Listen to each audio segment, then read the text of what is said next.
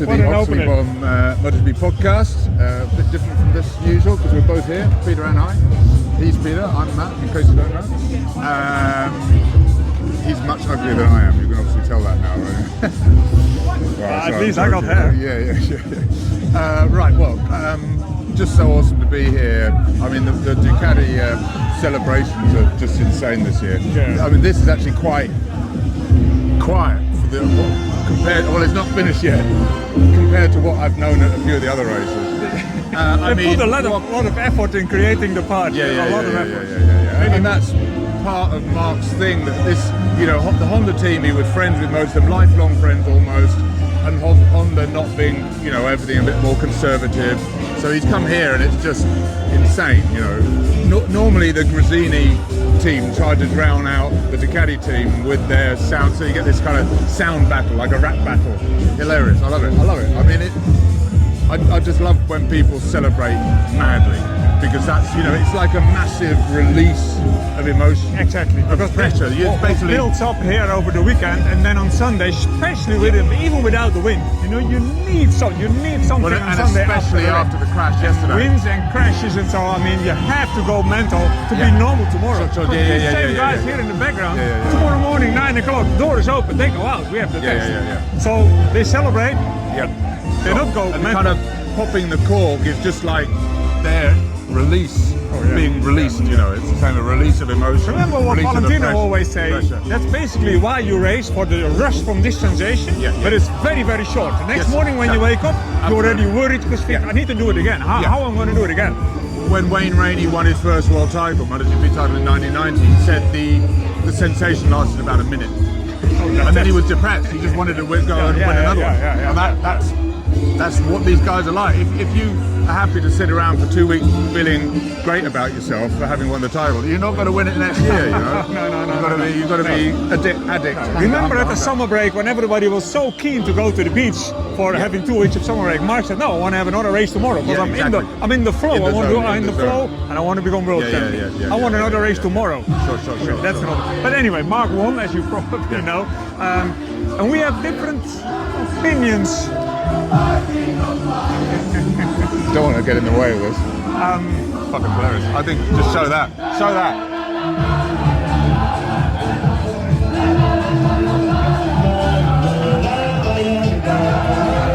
Okay, here we go. Have started now. Gresini have now started with their sound system.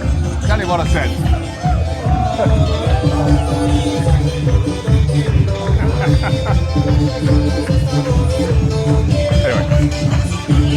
Okay, cool. We're back. Okay, we forget about our notes. That one discussion we had straight after the race was, I always thinking the worst from people said, Mark said it was very, very difficult. I didn't believe it. Because he did not, it was almost arrogant. Because after the race he said, I jumped straight into Marco's wheel because I'm sure nobody can do 26 laps without a mistake. I know he didn't mean it arrogant, but in the end, he did not make a mistake. But anyway, well, he got a track limits warning. Well, pretty much everybody did, because this track goes backwards, so all the corners doesn't run the way. It was designed to go the other way around, so all the corners tighten up instead of open up. That's why you get everybody going off. So he had 3 track limit warnings 3 track limits incidents at turn 11. That's super fast, and he said that was because once he got in front, the wind had changed direction. And he ran off 3 times, and then he thought, okay, I need to slow down a bit, because he slowed down a bit, work out where my brake points are, and then push again. So all this stuff that they're going on about, that convinced me as well that it wasn't easy. No. Because you can have your 5th track limits warning, you have to do the long lap. So after 3 you get the warning, means you can make 1 extra mistake. Mark had only 1 following Mark Bezzecchi, and then he did 3 in a row when he got the lead. Sure. That's not playing. That's like, shit, I make a mistake. I made a mistake. The wind changing direction and being in, especially with these MotoGP bikes, being behind someone is so different from being in front. Today everybody had a track limit warning. Everybody in sector 3. So it is the wind, but the arrow makes them more sense, and it's a narrow track. Yeah, The other yeah. thing we need to speak about is 1,000 crashes. Everybody had track limits, and the guys who didn't have a track limit were on their ass. Yeah. I mean, that's unbelievable. Yeah. So again, I keep saying it. Last week everybody was crying, we have so little grip, we had good racing. Now they say, okay, this is the track with the most grip of all year, and all we do is crashing. So that's because the level is, the grip balance between front and rear is a bit shitty. Generally, when you have shitty track, when you lose grip, you lose it quite slowly, so you can save it. Whereas, I mean, you think of, we're going to go somewhere a bit quieter.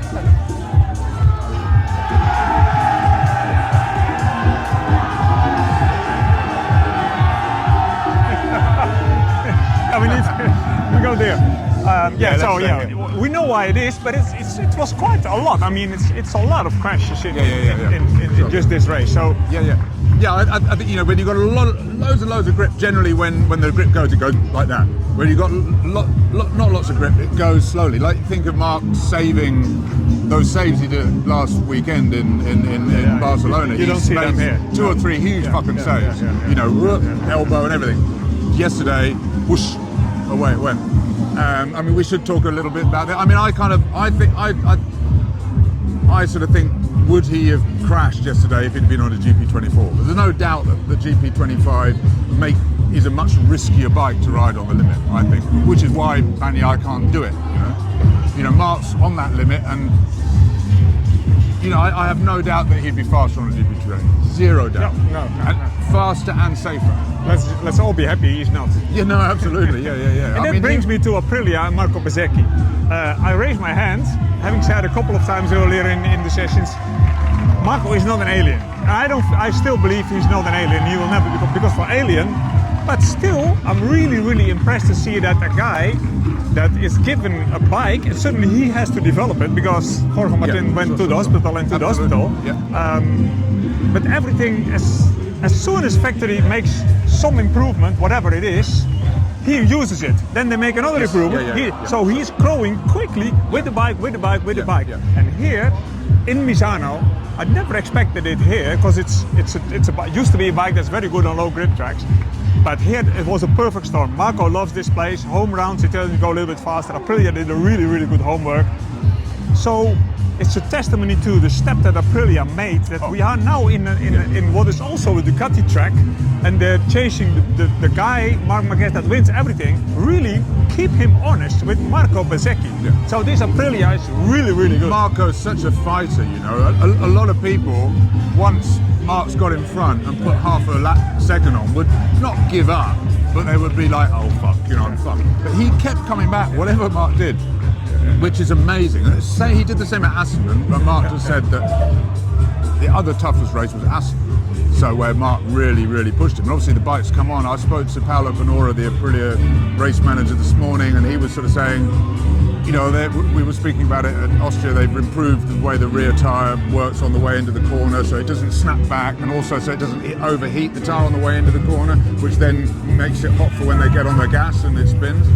But he says since then, they're just making little increments, and that means your bike is really good. When you're actually in that position where you can just do this to make, rather than like, oh, we'll try this part, let's try that part. You got, because it means the base is really good.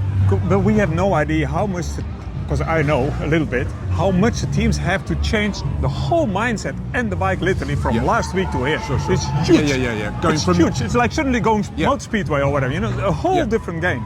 And they immediately found it. But after all the praise with Aprilia, they also fucked up. Yeah, with I mean, Martin's bike didn't make the warm-up sighting lap. Yeah. On the way to the grid, it stopped, causing him. I know Martin's not fighting for the championship. He's still trying to learn how to ride the bike very fast.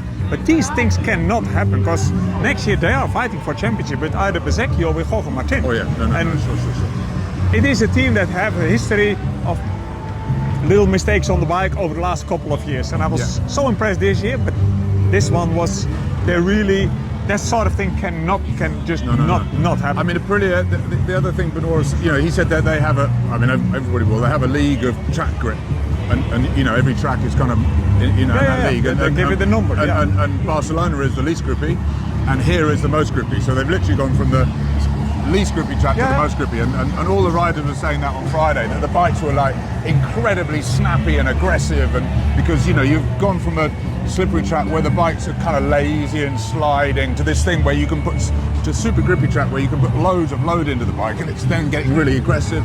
So they all had to kind of change everything, and so a lot of work for them all to do here. I have something else. The chains, KTM. Yeah. I have this theory. I need to make the story short or it becomes another podcast. Anyway, it's really disappointing to see the KTMs having, Binder 2 times, and today with Acosta. Acosta was actually going to give the color to the race. Yes, yeah. Because he did the overtake and the overtake and the overtake. He was moving forward. He was going for P3. Yeah. Which would have been amazing. And it didn't work out because the chain broke. Now, the problem is not the chain itself. Long story short, what I've seen over the whole year already, starting with Aprilia, is that they started to use a little guide on the bottom of the rear sprocket to keep it on. Exactly, to make sure the chain stays fixed on the sprocket. This week I saw that the new V4 had it, and later in the week Yamaha, and also the Yamaha inline is using it now. Yeah. And then I make a combination to the problems with KTM, and my conclusion is this. If you have the longer swing, everybody was running a really long swing arm here because you needed you needed to do that. To explain it, so you use a longer swing arm to reduce grip because you're moving the weight of the bike towards the front. The longer you make the rear, the more the weight goes to the front. Exactly. And then at the same time, not to end up with a boat, to bring the front fork a little bit in, so the bike is still short, but has more weight over the front. Yeah. It doesn't help the pull Pirelli front tire at all, but it makes the balance better. Sorry, Michelin, yeah. So there is a combination, like a perfect storm in Misano. That means we have a really long swing arm, but everybody is also with the ride height going super, super low. Yeah. And if you are really low with the ride height, and at the same time you are riding with it. So we're looking into the sun. Okay, that's what we need to turn around. Professional cameraman at work. There you go. That's better. Look, you can see us better. Let me finish it. Yes, sorry.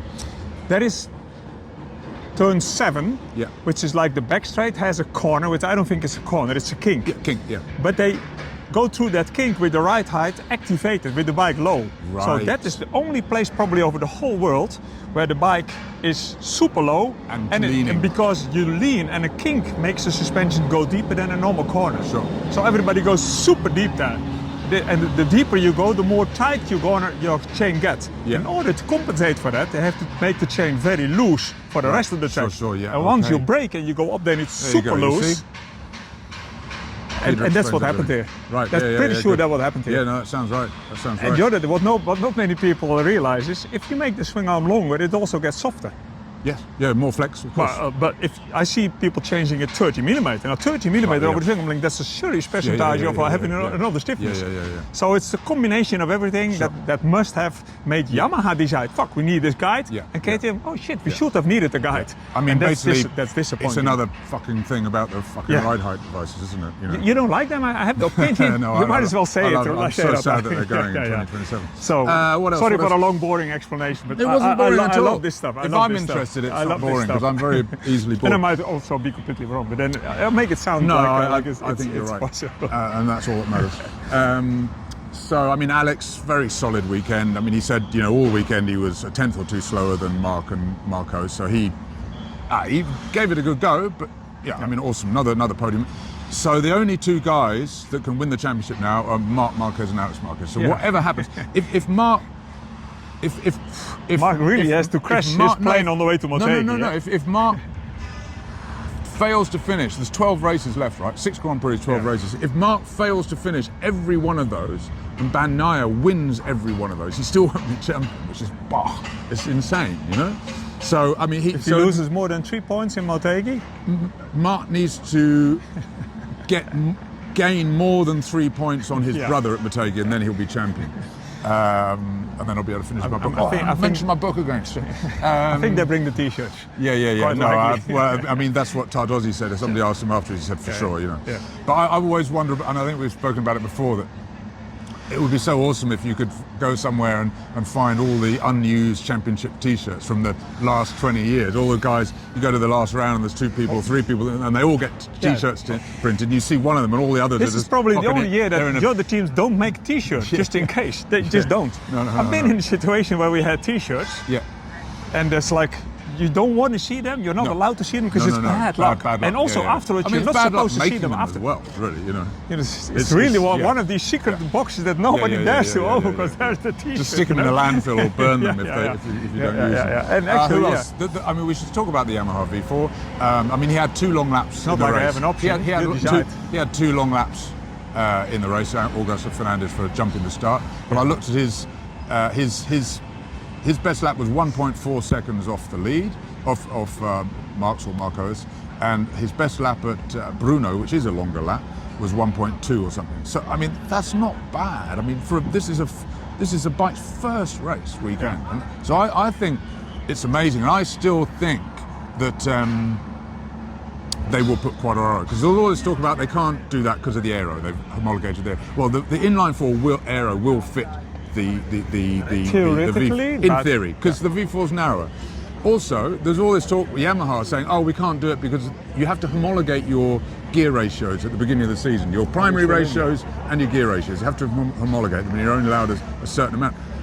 But Augusto Fernandez has already homologated his for his wildcard ride. So he is using the same gearbox ratios that he used during his inline 4. So the gearbox ratio thing is not an issue. So I think Yamaha... Or he started deliberately on the wrong gearbox radios, knowing I have to do a V4. Anyway, I guess... No, you're getting complicated there. But,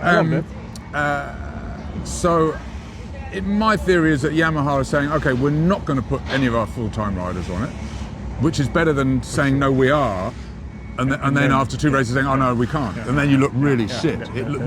That's simply what happens. We did an interview with Jack Miller on Thursday, both Did of us. we? Yeah. And you have to listen to it. It'll be next Sunday's podcast, and it will be a video again. He basically said, you know, all these reasons why you need a V4, and he told us too.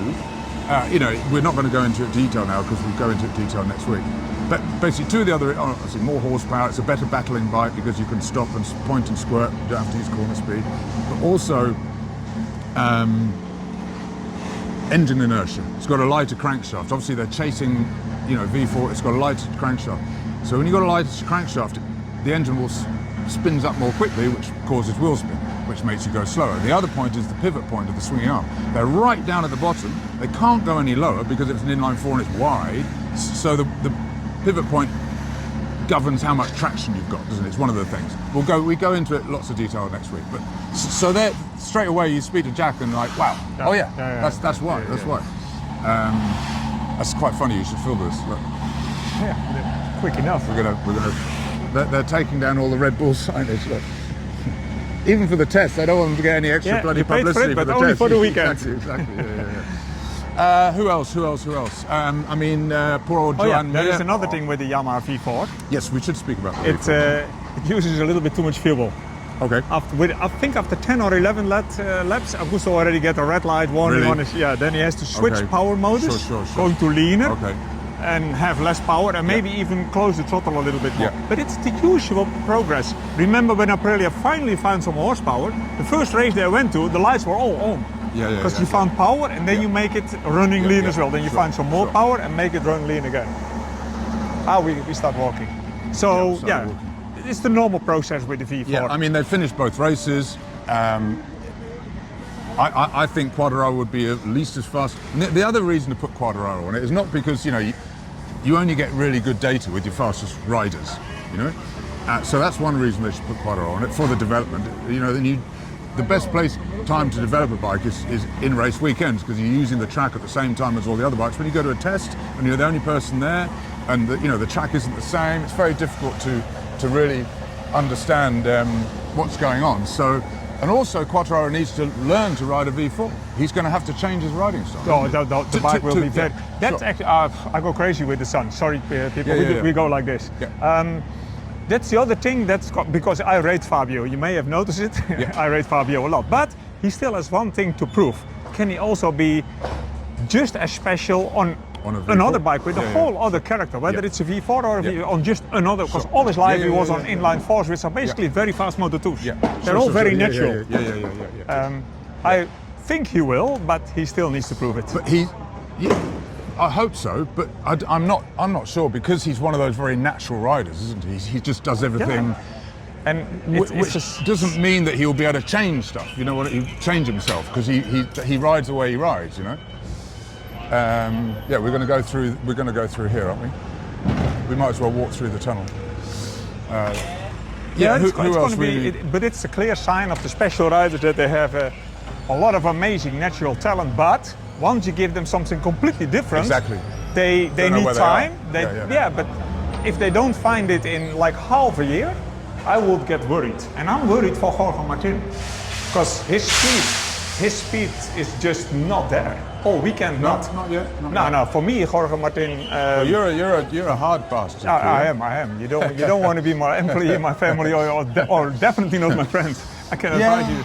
Yeah, For me, he needs to step up the game a little bit. You're not forever coming back from an injury, and we still need to learn to know the bike. The bike gets better every week. The team works very, very well. Your teammates, you have the data. Come on, step it up. Yeah, you may be right. Honda, really? Yeah, I think you're right. Sorry, people. Honda, quite a good weekend. Marini finished 7th, I think, 17, so he's about 6/10 off the winner, 6/10 a lap off the winner, which is not much better than they were at the beginning of the season. They made a big jump from last year to this year, and also this circuit, because of its nature, hides a lot of their deficiencies, which is especially horsepower. It's not a horsepower. Exactly, track. So, Motegi will be a real test for them, because Motegi is just stop and go, fuel and brakes. Yeah. So, well, braking the Yamaha, the Honda can do very, very well. Yeah, sure. Power is another problem.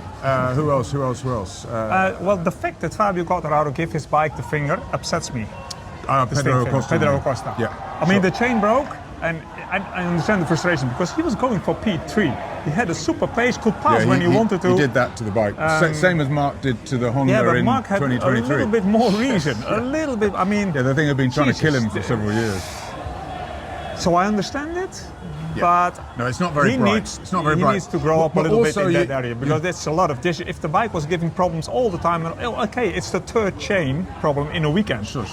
You cannot expect a team to solve the problem overnight. No. They had it here, and I think that we just found out why everybody here suddenly had that problem. They will react. Yeah.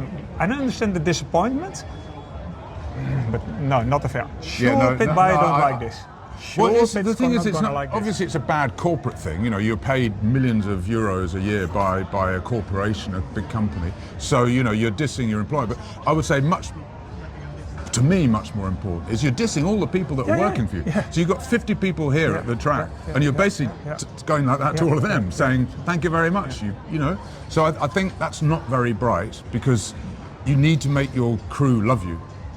If your crew start to think you're a bit of a spoilt kid, they won't. They won't. You want your crew to love you so much that they will do anything for you, and that's something that, going back to Marquez, is very good at, making sure. I don't think he likes a nice atmosphere, but also if you have a nice atmosphere in a team, and the people know that Mark never really complains. He never complains, and David Tardozzi says, whenever they talking about the bike, he will always explain the positives and then say, so that's really good, but we need to fix that. So that's all. There's a real way.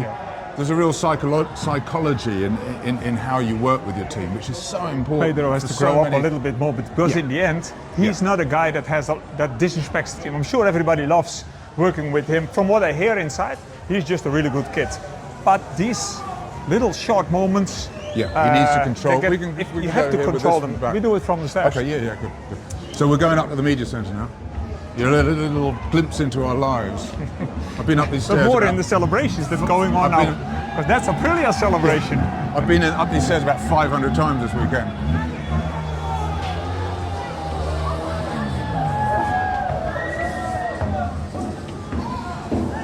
So we're going to switch the camera now. Just do. Oh, we do like this? Yeah. Here we are, my friend. expert camera work. Go So up, here we and are. that behind us is the It's the Aprilia Aprilia, gang. yeah. in I the mean, back they're of the box. so happy. I mean, obviously this is their local race. They come from Noali, which isn't a million miles away from here. So, I mean, a really good bunch of people. I love talking to Benora's fantastic to talk to. They gave Very us good- open. They gave us goodies yesterday. Did they? Oh yeah, they did. Yeah, they did. That's yeah, we've been bribed.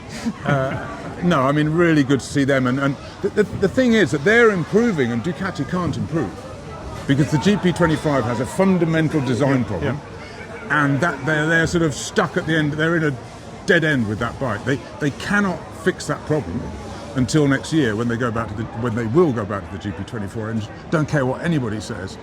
They have to. And that, Matt, brings us back by how we started this podcast.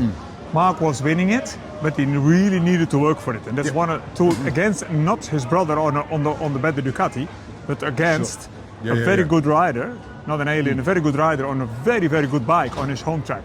This has not happened before that he had to work so hard to another manufacturer. Absolutely. So they are not worried in Ducati. But the signs are there that somebody's coming towards them, which I love. Absolutely. I mean, some people say, "Oh no, Mark will want to race the 25 engine because they homologate engines per factory team.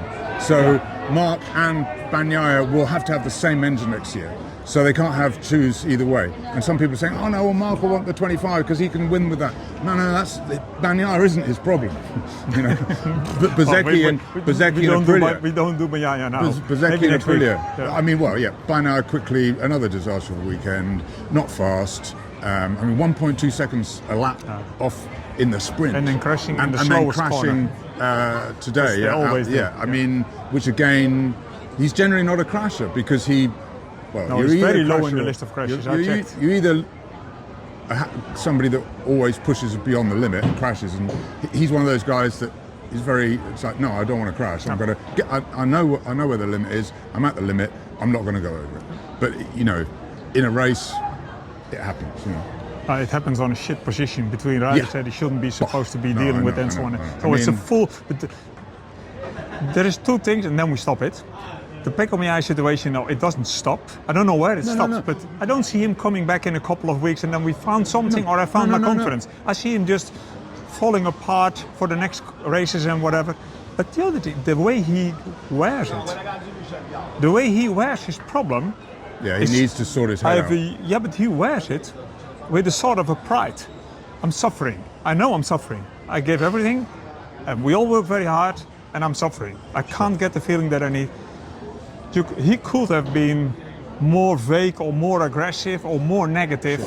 He has been at certain times earlier in the season, but you know he just otherwise you just sound like a broken record. But people keep saying, "Oh, you know, will he make a step forward? They'll fix his problem." They will not fix his problem. It's a fundamental design. He can only fix his problem. It's his problem. It's a fundamental design flaw, and they're not going to fix it. He was faster with it earlier. You know, unless he suddenly discovers how to have the same front end feel as Marc Marquez, which he's never going to have, he's not going to go anywhere this season.